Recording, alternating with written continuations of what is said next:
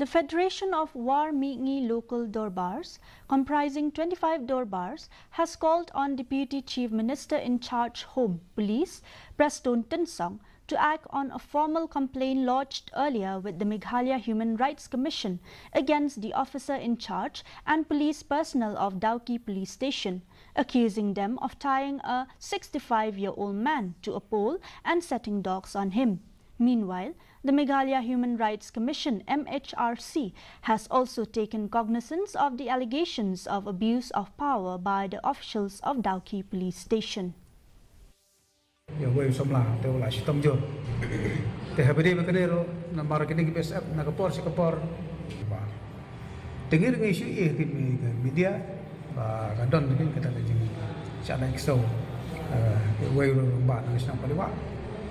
Tengira habire baga ne kementar tengira ngin sultan telong bersyak ya ki pulit juga police station Dauki nambar ba kamtam yo ru teman orang ba wala relay unu bro ko udon he ka hok ne ban sitam long da ka ba rai hok da ka hok jing bisa hok le ban su ban syo sudat telong ngirungin nagaling federation ni penran.